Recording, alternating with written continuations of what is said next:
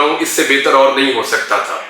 لیکن میں ایک بات کہہ سکتا ہوں کہ جو میرے دل نے مجھے کہا, جو مجھے لگا ٹھیک ہے, جو میرے اپنے نالج کے مطابق اور اپنی سمجھ کے مطابق جو اس وقت مجھے لگا یہ درست ہے, میں نے وہ کیا.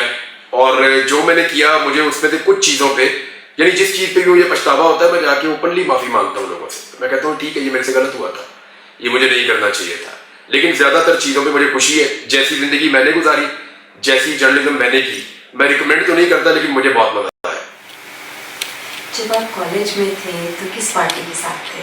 کالج میں تھے, ایکچولی کالج میں نہیں, ہم لوگ بچپن سے جب چھوٹے چھوٹے تھے تب سے ہی پاکستان پیپلز پارٹی کے ساتھ رہتے تھے. ہم فیملی کا ایک حصہ تھوڑا بہت پی ایم ایل این کے ساتھ تھا, لیکن فیملی کا ایک بڑا حصہ ہمارا جو تھا وہ پاکستان پیپلز پارٹی کو ہمیشہ سپورٹ کرتا تھا. بینظیر بھٹو کو, ذوالفقار علی بھٹو کو پریز کرتے تھے. لیکن پھر جب آصف علی زرداری صاحب آئے تو انہوں نے پھر ہمارے گھر سے پیپلز پارٹی کا جھنڈا اتروا دیا. یہ تو آپ کا اللہ کے ساتھ پہلے تو مجھے بلیف تھا, بلیف سسٹم میں کیا چینجز آئے؟ دیکھیں سب سے پہلے تو مجھے پولیس نے اٹھا لیا تھا, پولیس نے مجھے جیل بھیج دیا. وہاں سے مجھے ایجنسیاں لے گئیں پاکستان کی, انہوں نے مجھے 3-4 مختلف جگہوں پہ رکھا. ایک جگہ پہ مجھے کوئی 4 مہینے ایک ساتھ رکھا. میں ہر چیز جانتا ہوں, ہر جگہ کا پتہ ہے, میں سب کو جانتا ہوں کس نے میرے ساتھ کیا کیا. لیکن قاضی فائز عیسیٰ اگر مجھے بلا کر پوچھے تو میں قاضی فائز عیسیٰ کو بتاؤں گا کہ ایکچولی میرے ساتھ کیا ہوا ہے. اور وہاں جا کے میں نے کہا جی میں عمرہ کرنا چاہتا ہوں. یہ پرانی بات ہے, جب میں نے وی لاگ بھی شروع نہیں کیا تھا میں ٹھیک نہیں تھا. تو اس کورٹ کے چیف جسٹس نے مجھے پیغام بھجوایا کہ عمران صاحب مہربانی کریں, تھوڑا عرصہ رک جائیں, آپ ہمیں کیوں امتحان میں ڈالتے ہیں, یہ حالات ہیں اس ملک کے. تو ہائی کورٹس کے تو حالات آپ کے سامنے ہیں. کیا آنے والے چیف جسٹس مجھے بلائے, بلا کے پوچھیں, ایک ایک بات بتاؤں گا, گواہی دوں گا, کھڑا ہو جاؤں گا اپنی گواہی کے. 10 مئی سے لے کر 25 سپتمبر تک جب تک میں اداروں کی حراست میں تھا, اس بیچ میں باہر کیا ہوا مجھے اتنا سا بھی نہیں پتا تھا. مجھے نہیں پتا تھا کہ میرے گھر والوں کے ساتھ کیا ہو رہا ہے. مجھے نہیں پتا تھا کہ میرے بارے میں میرے گھر والے کیا جانتے ہیں. ہاں ایک آدمی نے کہا تھا مجھے وہاں پہ کہ تیرے گھر والوں نے تیری نماز جنازہ پڑھ لی اور ان کے مطابق تو مر چکا ہے, اب تو زندہ نہیں ہے. تو اس سے مجھے تکلیف پڑی ہوئی, لیکن پھر مجھے یہ بھی لگا کہ چلو ان کی تو جان چھوٹ گئی, کم سے کم وہ لوگ ایزی ہو گئے. مجھے ایسا لگا کہ میرے گھر والوں کے دماغ میں یہ تو آ گیا کہ اب وہ واپس نہیں آئے گا اور وہ مر گیا ہے. تو میں نے کہا انہیں کوئی لاش دی ہے آپ لوگوں نے, کیسے؟ تو اس نے کہا بس تیرا نماز جنازہ ہو گیا ہے, تو یہ سمجھ. مجھے اس آدمی نے یہ کہا.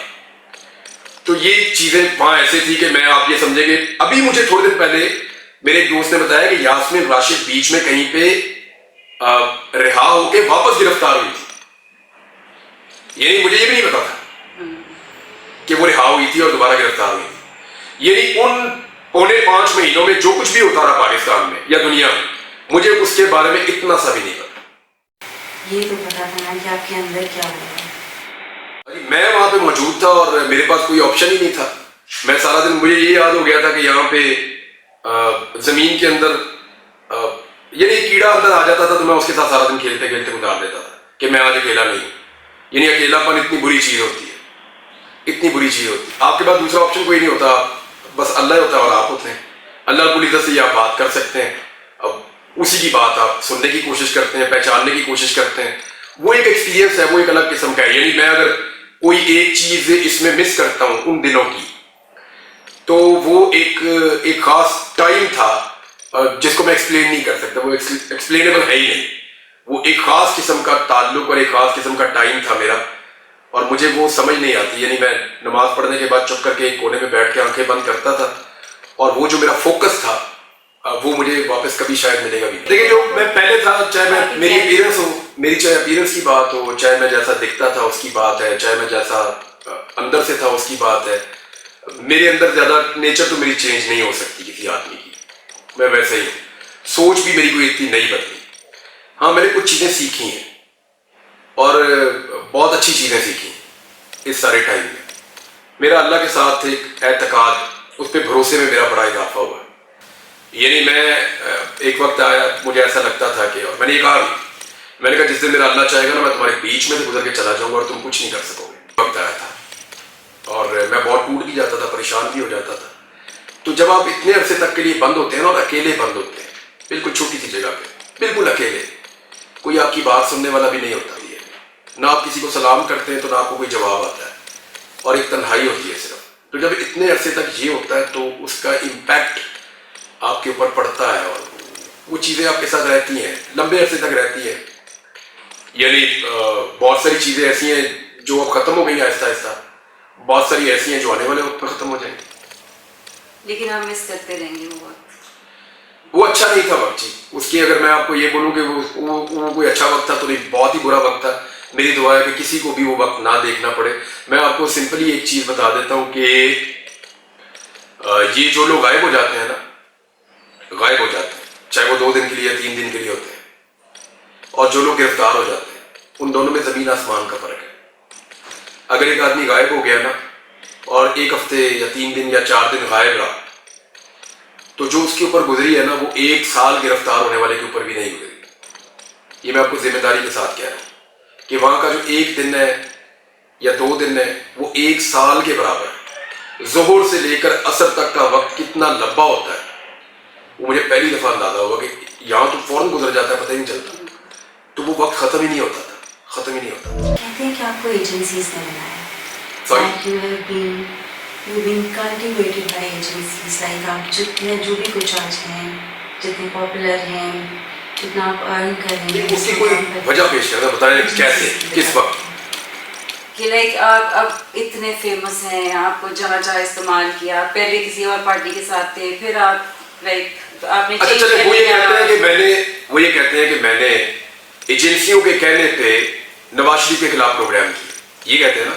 लाइक आप इमरान खान के साथ हो गए, फिर आप देखिए नवाज शरीफ के खिलाफ एक्चुअली मैंने प्रोग्राम किया, ये मामला है कि नवाज शरीफ के खिलाफ मैंने जो भी किया, या अरशद शरीफ ने जो भी किया, या साबिर शाकिर ने जो भी किया, या मुईद पीरजादा ने जो भी किया, हम लोगों ने जो भी किया, ये इल्ज़ाम लगाया जाता है कि एजेंसियों के कहने पे किया। तो एजेंसियां हमसे करवाने इमरान खान के खिलाफ भी, आज वही एजेंसियां ना पाकिस्तान में, वही ISI है, वही MI है, वो हमसे इमरान खान के खिलाफ क्यों नहीं करवा सके? यानी अगर एजेंसियों के कहने पे हमने नवाज शरीफ को और जरदारी को मारना था, तो हमें क्या तकलीफ थी? हम एजेंसियों के कहने के ऊपर इमरान खान को भी मारते। मामला ये था कि वहां पे जो डॉक्यूमेंट, जो चीजें हमारे पास थी, उनका जब हम एनालिसिस करते थे तो वो बिल्कुल ठीक होती थी, वहां सबूत मौजूद थे। वहां पे जब हम सवाल पूछते थे पीपल्स पार्टी से या PMLN से, तो इनके पास किसी सवाल का जवाब ही नहीं होता था, ये दौड़ जाते थे सवाल का जवाब देने की बजाय। लिहाजा हम कन्विंस हो गए कि इन लोगों ने मुल्क को लूटा कर देना। उसमें तो कोविड के 1.5 साल है, और कोविड के दौरान जिस तरह का इसने परफॉर्म किया पूरी दुनिया के अंदर, सिर्फ 3 मुल्क हैं जिन्होंने बेहतरीन परफॉर्म किया था, उनमें से एक पाकिस्तान है। तो इसका मतलब है कि ये बेहतर आदमी है उनसे। अब इसके ऊपर आप जो केसेस बना रहे हैं और जो केसेस उनके ऊपर बने हुए हैं, उनमें जमीन आसमान का फर्क है। तो मामला ये था कि हमें जब भी कभी देखें, सहाफी को रात को सो रहा होता है, ख्वाब नहीं आ जाता कि मैं सुबह उठूंगा तो मुझे पता चल जाएगा फलां ने करप्शन किया है, फलां ने ये किया है। खबरें ख्वाब में नहीं आती, खबरें इकट्ठी करनी पड़ती हैं। अभी आज भी जो खबरें लोग इकट्ठी कर रहे हैं, कहां से कर रहे हैं? कोई ISI से ले रहा है, कोई NAB से ले रहा है, कोई FIA से ले रहा है, कोई खबर ले रहा है फौज के किसी और डिपार्टमेंट से, कोई अदालत से खबर इकट्ठी करता है, कोई कहीं से लेता है, कोई किसी ब्यूरो ग्रेड से लेता है, कोई पुलिस से लेता है, कोई सियासतदानों से लेता है। अपने सोर्सेज से ही हम खबरें लेते हैं ना। एजेंसियों के पास भी हमारे सिर्फ इसलिए ताल्लुकात होते हैं कि हमने उनसे खबर लेनी होती है, तो हम खबर लेते रहते हैं। मुझे आज भी अगर कोई एजेंसी खबर देगी, मैं कहूँगा लाओ दो, मैं वेरीफाई करता हूँ, मैं चेक कर लेता हूँ, मैं मुतमईन हूँ तो जरूर चलाऊंगा।